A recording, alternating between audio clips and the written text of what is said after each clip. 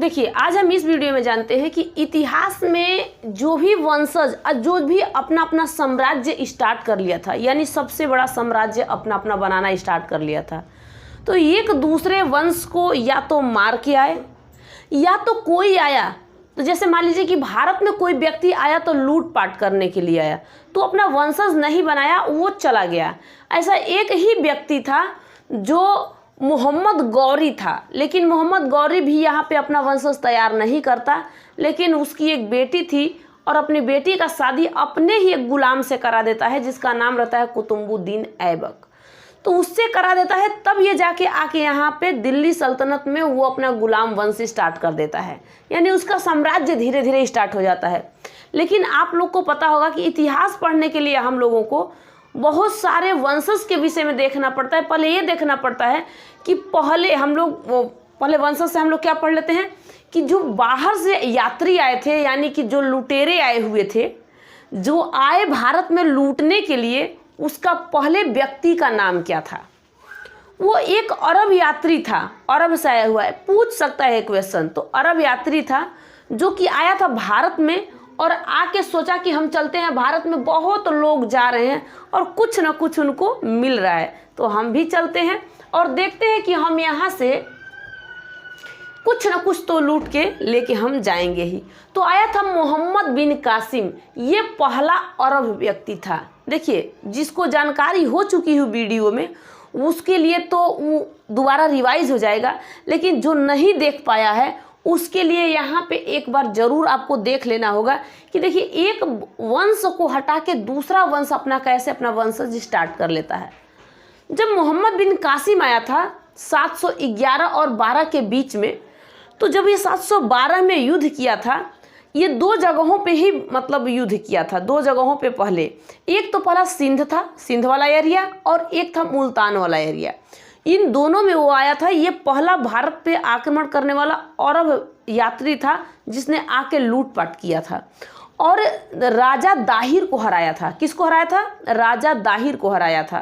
कब? 712 में इसने राजा दाहिर को हटाया और बहुत सारे चीज़ इसके ऊपर मतलब कि हर एक व्यक्ति के ऊपर डाल दिया कि तुम्हें जजिया कर देना है, तुम्हें क्या करना है, क्या नहीं, ऐसे ऐसे चीज़ों को डाल दिया। क्योंकि वो वीडियो जो आप लोग को बता चुकी हूँ, यहाँ पे मात्र आपको यही बताना है कि एक वंश को तोड़ के, यानी कि मार के, काट के अपना वंशज स्टार्ट कर लेते थे।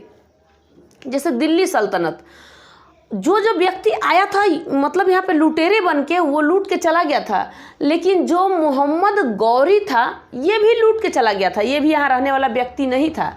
लेकिन जैसे ही अपनी बेटी का शादी अपने एक गुलाम से करा देता है जिसका नाम रहता है कुतुबुद्दीन ऐबक, और कुतुबुद्दीन ऐबक से जब शादी कर देता है अपने बेटी का, तब उसे रहने के लिए कहीं जगह देखता है कि हमने कहाँ कहाँ राज्य को जीता है, किसको किसको हमने हराया है युद्ध में। अब वो देखा कि हमने दिल्ली में अपना राज्य स्थापित कर लिया है, तो अपने बेटी और दामाद को दिल्ली में भेज देता है, तभी तो दिल्ली सल्तनत हो जाता है, दिल्ली सल्तनत। तो देखो, दिल्ली सल्तनत आप लोग पढ़ चुके हो, लेकिन उसमें सिर्फ आपको अंतिम शासक देखना है कि अंतिम शासक को मार के और अपना वंशज कोई स्टार्ट कर लेता है। कौन सा शासक कर लेता है और कौन सा वंश तैयार कर लेता है, समझ में आ रहा है आप लोगों को। इसके बाद एक तुर्क यात्री, यानी कि वहाँ से तुर्क से ये गजनी, अफगानिस्तान में एक गजनी जगह है, वहाँ से आया था महमूद गजनवी। ये भी आया हुआ था 1000 से लेके 1025 तक। ये आके टोटल 17 बार आक्रमण किया था, लेकिन जो 16वां आक्रमण इसने किया था तो ये किया था कहाँ पे? ये गुजरात में किया था। गुजरात में इसने सोमनाथ मंदिर को लूटकर और ये भी चला गया था। ठीक है, ये भी चला गया था। ये दोनों व्यक्ति चले गए, ये फिर नहीं आए। लेकिन जो ये व्यक्ति है मोहम्मद गौरी आया और तराइन के प्रथम युद्ध में हारा। कब हारा था? ये देखो, 1175 में अपना एंट्री कर दिया था भारत में, ये आ गया था। 1175 में, 1158 में ये धीरे धीरे कुछ एरिया को ये कब्जा करना स्टार्ट कर दिया था। लेकिन जो प्रथम तराइन का युद्ध हुआ था, जिससे पृथ्वीराज चौहान से हुआ था। चौहान वंश का जो शासक था पृथ्वीराज चौहान राजस्थान में, तो उससे लड़ाई हुआ था। किसका? इसी गौरी का युद्ध हुआ था। गौरी और किसके बीच में? किसके बीच में? पृथ्वीराज चौहान के बीच में। क्या नाम था उसका? पृथ्वीराज चौहान। चौहान आप कह सकते हैं पृथ्वीराज चौहान, क्योंकि ये चौहान वंश का शासक था, तो इसे हम पृथ्वीराज चौहान कह सकते हैं। ठीक है। अपने भारत में ये सब व्यक्ति थे और हर्षवर्धन जैसे थे, तब इन सबों को आने में बहुत दिक्कत होता था, नहीं आ पाते। लेकिन जैसे हर्षवर्धन खत्म हुआ, ये सब बाहरी यात्री आके लुटेरे बन के लूटपाट करने लगे थे। पृथ्वीराज चौहान भी इसने अपने ही भारत का एक व्यक्ति था, गढ़वाल का एक शासक था जिसका नाम था जयचंद्र। जयचंद्र ने इस गौरी का साथ देके इस पृथ्वीराज चौहान को मरवा देता है। ये तो आपको पता ही होगा। देखिए, इतिहास इतना सिंपल सा होता है, क्योंकि अगर कोई उसका जड़ पकड़ लेता है ना, तो फिर उसको भूलना नामुमकिन है, वो नहीं भूल सकता। लेकिन जिसको नहीं पकड़ में आया है वो भूलता जाएगा, समझ में नहीं आएगा कि कहाँ से पढ़े, कौन से बीच उससे उठा ले ना। बीच से नहीं उठानी है, शुरुआती इसके देखनी है आपको। अब जो मोहम्मद गौरी था, इस मोहम्मद गौरी भी आया और तराइन के प्रथम युद्ध में इसने किसको हराया? तराइन के प्रथम युद्ध में हार गया अपने स्वयं।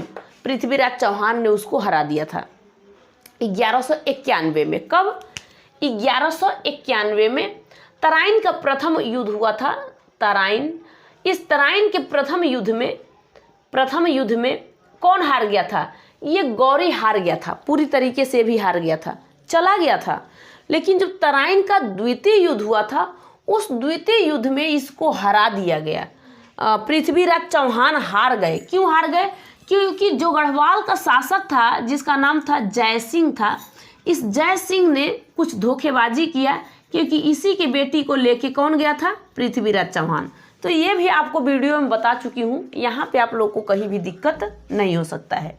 ठीक है। लेकिन इसके तराइन के जो 92 में जो युद्ध हुआ था, 1 साल के बाद ही 92 में जो युद्ध हुआ था, इसमें गौरी जीत गया और इनको पृथ्वीराज चौहान को ख़त्म कर दिया।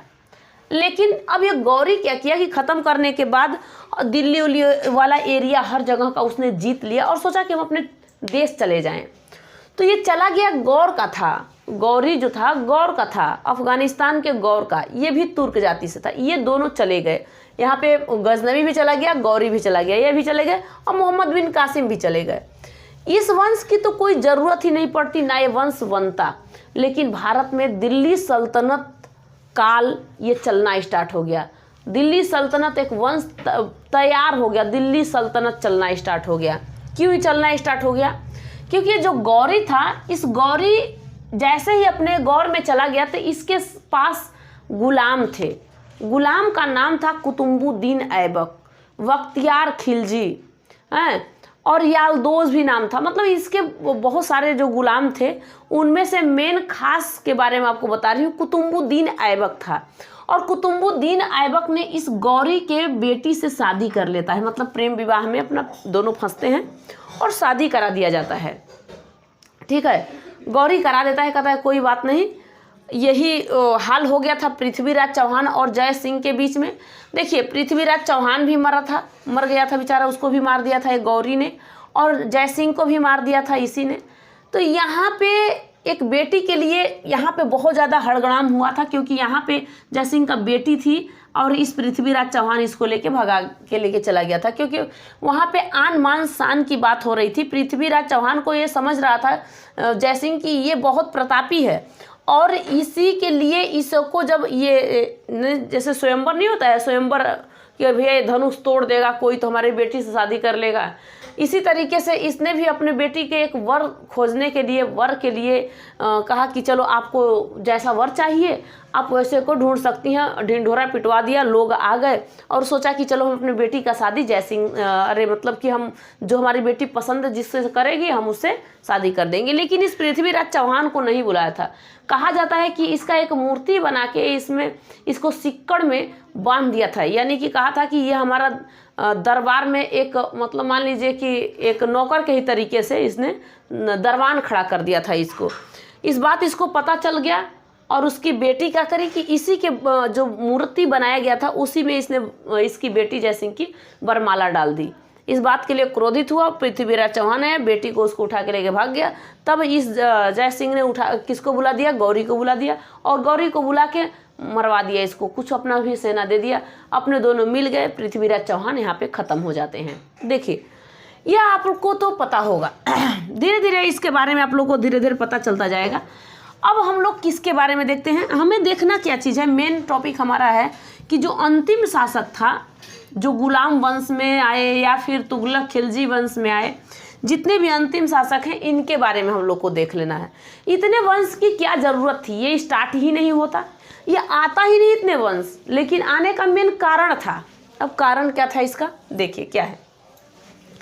अब गौरी ने अपनी बेटी का शादी तो कर दिया कुतुबुद्दीन ऐबक से, तो ये रहे कहाँ, क्योंकि इसका तो ये गुलाम था।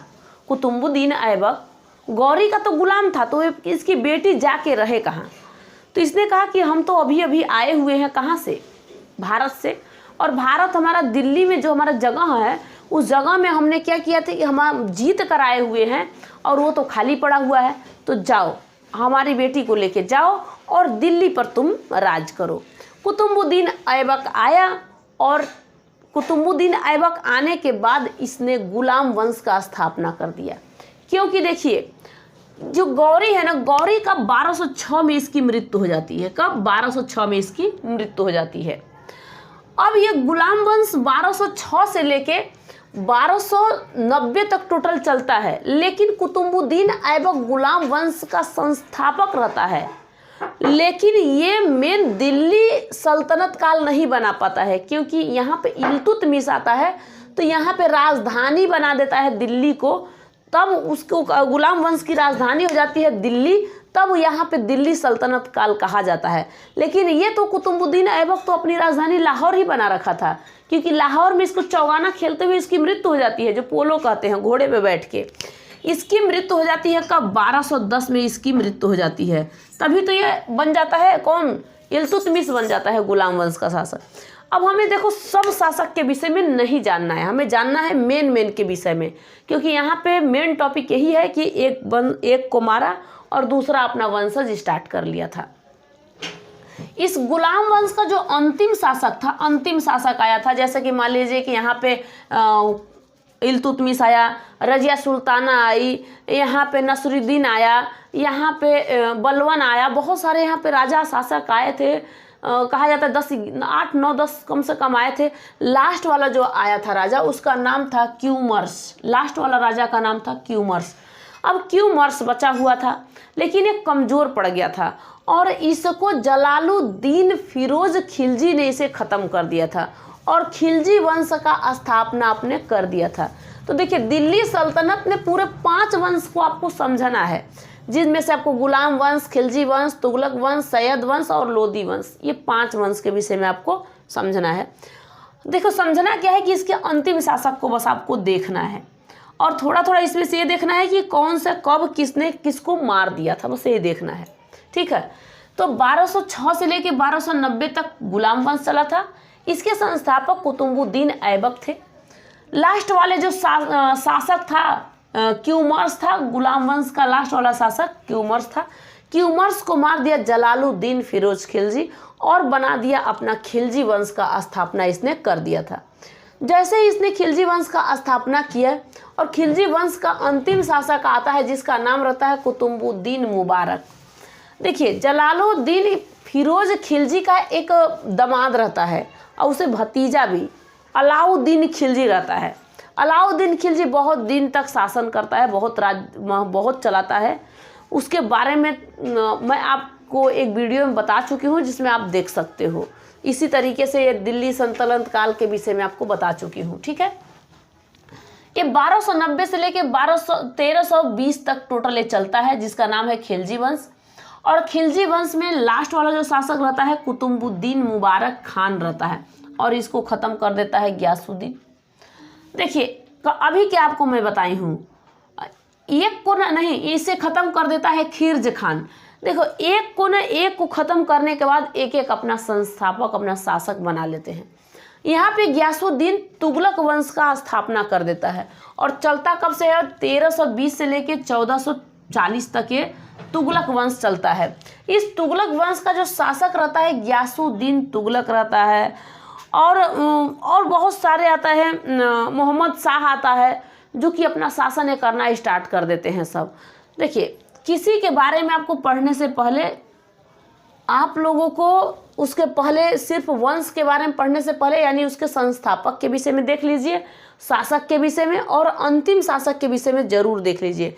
अंतिम शासक को ही मार के आता है दूसरा वाला शासक अपना शासन करने के लिए, अपना शासक बना लेता है। ठीक है, तो यहाँ पे अब इसके बाद इसका अंतिम कौन सा शासक, तुगलक वंश के अंतिम शासक का नाम क्या था, महमूद तुगलक नाम था। इस महमूद तुगलक को खिर्ज खान खत्म करके बना देता है अपना सैयद वंश। कौन सा वंश, सैयद वंश। तो सैयद वंश कब से कब तक चलता है, 1414 से लेकर 1491 में चलता है, और खिर्ज खान के बाद आता है आलम शाह, और आलम शाह अंतिम शासक सैयद वंश का रहता है। और वो क्या करता है कि अब यहाँ पे इसको मार के अब बन जाता है लोदी वंश। तो लोदी वंश का जो संस्थापक रहता है बहलोल लोदी रहता है, 1491 से लेके 1526 तक चलता है। ये सारे विदेशी हैं, ये सारे के सारे विदेशी हैं। ये आए, युद्ध किए, कुछ लूटे, भागे, फिर आए, वंशज तैयार किए, इस तरीके से धीरे धीरे अपना ये करना काम को स्टार्ट कर दिए थे। लेकिन आप लोगों को मेन एक चीज़ और समझना है, इब्राहिम लोदी है अंतिम शासक, लोदी वंश का अंतिम शासक इब्राहिम लोदी है। अब इस इब्राहिम लोदी को ख़त्म करके यानी दिल्ली सल्तनत अब यहीं से ख़त्म हो जाएगा। इब्राहिम लोदी जैसे ही आएगा, और इब्राहिम लोदी से पानीपत की प्रथम युद्ध जब होगी 1526 में, क्योंकि 26 तक है ही, तो 1526 में एंट्री मार देता है बाबर। अब बाबर आता है तो अपना मुगल साम्राज्य स्थापित कर देता है। बाबर को बुलाने वाला कौन ऐसा व्यक्ति रहता है, तो दौलत खान और आलम खान रहता है, और रहता है राणा सांगा। ये व्यक्ति जो आते हैं रहते हैं राणा सांगा, ये सब कहते हैं कि देखिए ठीक है लोदी वंश का संस्थापक बहलोल लोदी है, ठीक है। इसके बाद आता है सिकंदर लोदी, ठीक है, सिकंदर लोदी ने आगरा का स्थापना कर दिया, ठीक है। लेकिन इब्राहिम लोदी अपने आगे किसी को लगने नहीं देता है, इसलिए मैं चाहता हूं कि इब्राहिम लोदी को आओ और आप मारो। तो उस समय फरगाना में था कौन, बाबर था, और बाबर को बुला के लाया गया था। तो बाबर का वीडियो एक आप लोग के लिए बहुत बढ़िया से बना चुकी हूँ, जिसको आप देख सकते हो, देख लेना उसको, क्या उसमें दिया गया है। ठीक है, उसमें पूरी बाबर की जन्म कुंडली ही खोल दी गई है। देखिए मुगल साम्राज्य का स्थापना यानी संस्थापक कौन आ जाता है, बाबर। कौन आता है, बाबर। इस बाबर और इब्राहिम लोदी की युद्ध होती है। इब्राहिम लोदी की क्या होती है, लोदी की युद्ध होती है। कब होती है, क्योंकि एंट्री जैसे ही मारता है तैसे मुगल साम्राज्य का स्थापना करता है 1526 में। ये पानीपत का प्रथम युद्ध होता है, पानीपत का प्रथम युद्ध होता है। समझ में आ रहा है, पानीपत का ये प्रथम युद्ध होता है, और बाबर आके अपना मुगल साम्राज्य का स्थापना कर लेता है। समझ में आ रहा है कि नहीं आ रहा है आपको, क्या कर दिया बाबर ने अपना। अब यहाँ पे अब बताइए दिल्ली सल्तनत बचा हुआ है, अब यहाँ पे दिल्ली सल्तनत नहीं बचा हुआ है, दिल्ली सल्तनत पूरी तरीके से समाप्त हो गया। अरे भाई लोदी वंश समाप्त, तो यहाँ पे इब्राहिम लोदी अंतिम शासक था, ये समाप्त। यहाँ पे आपको बाबर के विषय में धीरे धीरे सारे के सारे चीज़ आपको समझना होगा। यहाँ पे देखिए, बाबर के विषय में आपको समझाने से पहले बाबर का एक वीडियो है जिसमें क्वेश्चन आंसर से लेके फरगाना से किस तरीके से आया हुआ था, ये सारे इसके विषय में आपको देख लेना है। ठीक है, अब हम लोगों ने किसके बारे में, मोहम्मद बिन कासिम के बारे में, जो अरब यात्री था। कौन सा यात्री था? ये पहली बार भारत में जो आया था विदेश से, अरब यात्री था, अरब यात्री। ठीक है, ये कोई पूछे ना कि भारत में पहला आक्रमण किसने किया था, तो अरब यात्री। ये तुर्क जाति, मतलब तुर्क के थे, ये तुर्क, पहला तुर्क, और ये वाला दूसरा तुर्क था, तुर्क, ये दूसरा वाला तुर्क था। तो इन दोनों तुर्क के थे और ये अरब यात्री था, मतलब अरब से आया हुआ। तो अरब यात्री के विषय में आप लोग को समझ में आया होगा।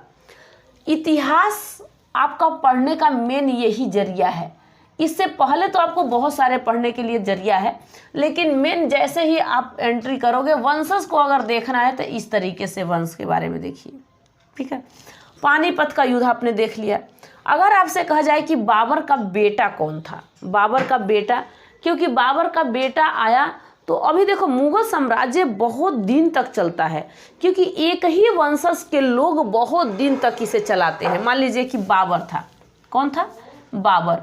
अब बाबर जैसे ही 1526 में एंट्री मारा, कहाँ पे? भारत में। भारत में इसने एंट्री मार दिया। इसका बेटा आएगा कौन? हुमायूं आएगा। ठीक है, हुमायूं का बेटा अकबर आएगा, अकबर। अकबर का बेटा जहांगीर आएगा, जहांगीर। जहांगीर का बेटा शाहजहां आएगा, शाहजहां। शाहजहां का बेटा औरंगजेब आएगा, औरंगजेब। ये सब आएंगे और पूरे ये सब कहाँ से लेके 1526 से लेके 1857 तक, 1857 वाली क्रांति के बारे में आपको मैं बताऊंगी। ये भी युद्ध हुआ था। यहाँ तक ये सब, यही नहीं, इसके आगे अभी बहादुर शाह आएगा। यहाँ पे आपको फर्रुखसियर दिखाई आपको देगा। यहाँ पे जलालुद्दीन, अरे बहुत सारे आएंगे, अभी तो 8-9 इसके बाद आएंगे, लेकिन वो बहुत योग्य नहीं रहते हैं।